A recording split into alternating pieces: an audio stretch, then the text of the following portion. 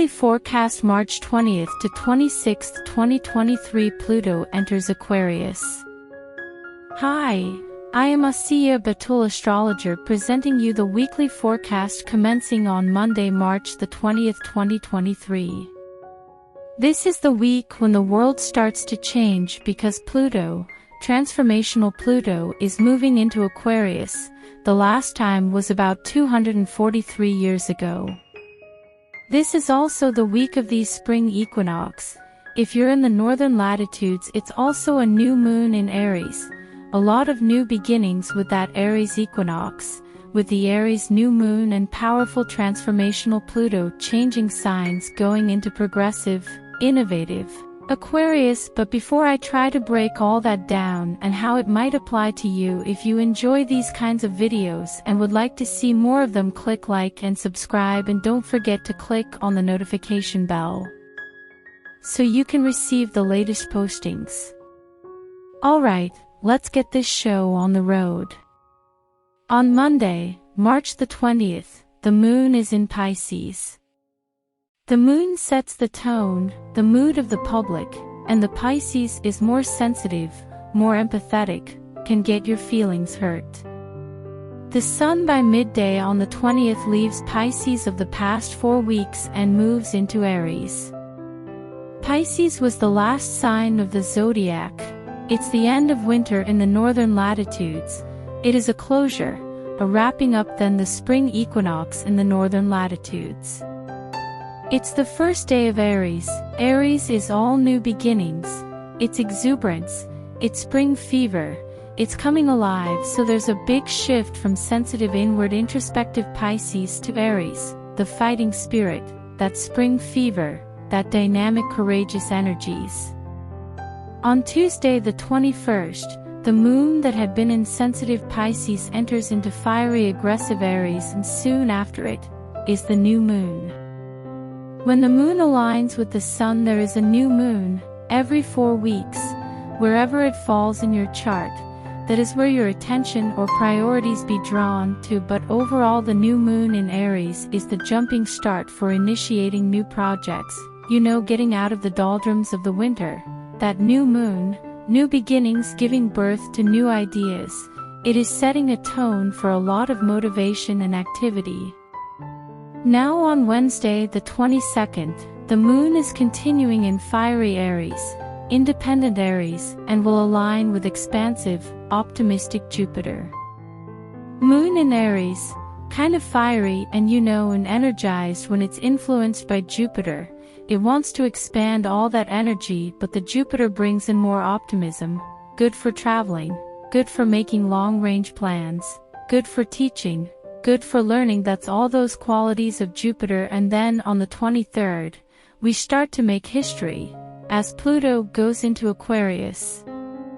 Now it's only going to move to 0 degrees of Aquarius to the beginning of June 2023, then it will retrograde back into Capricorn till early January 2024. Pluto, transformational Pluto, the planet of endings, new beginnings, bringing things out of the darkness into the light, went into Capricorn in 2008. Capricorn, as I have said many times, can represent economics, government, to name a few, and Pluto is the whole breakdown, but also revealing the darkness with the corporations, the economics, and of course government. And what happened in 2008? We had one of the greatest crashes of the stock market. So now Pluto is moving into Aquarius. When Pluto went into Capricorn, we immediately saw a dramatic refocusing on economics and government.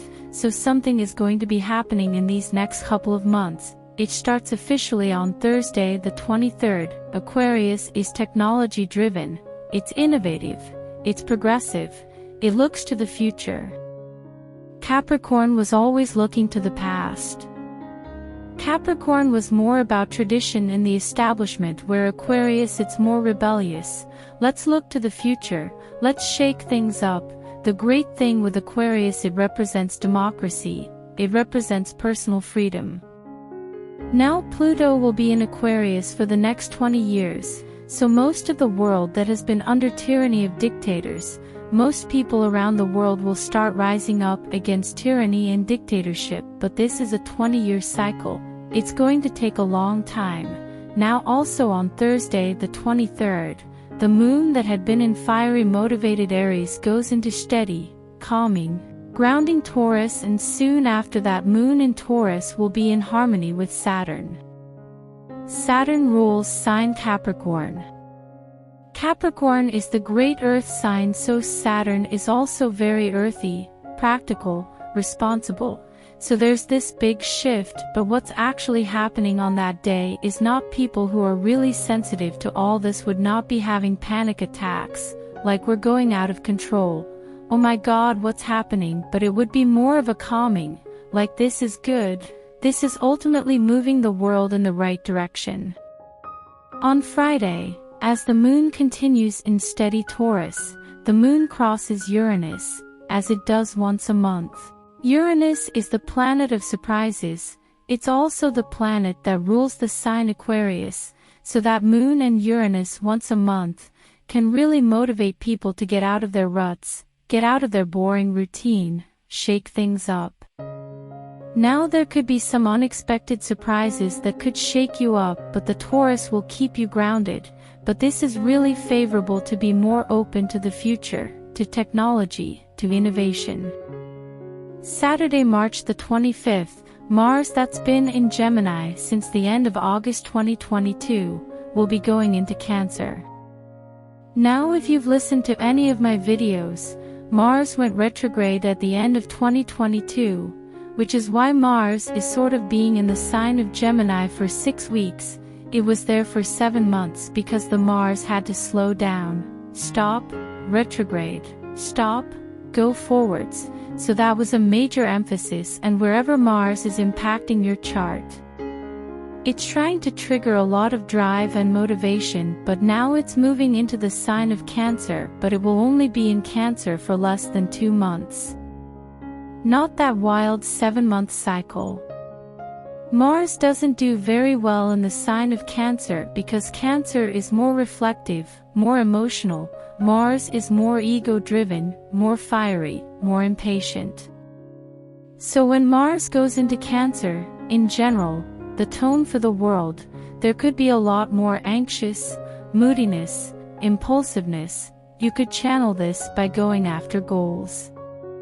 The Mars that is indicative of Cancer home domestic projects, real estate projects, a set of being feeling irritable and impatient.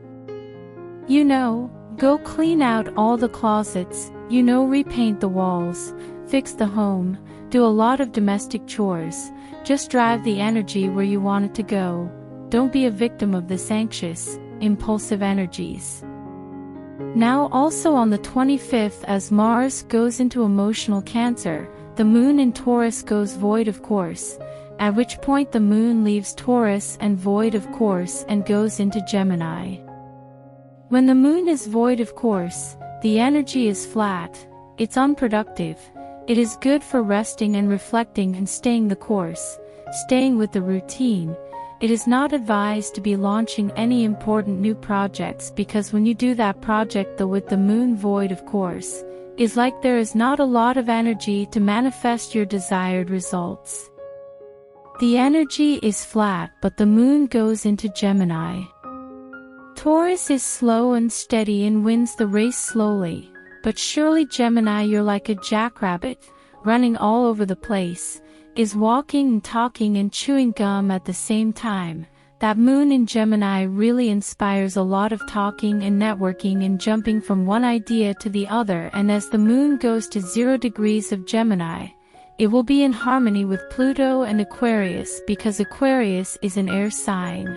It'll be 0 degrees of Aquarius, and when the moon goes into Gemini, the moon will be in 0 degrees of Gemini, both air sign in harmony.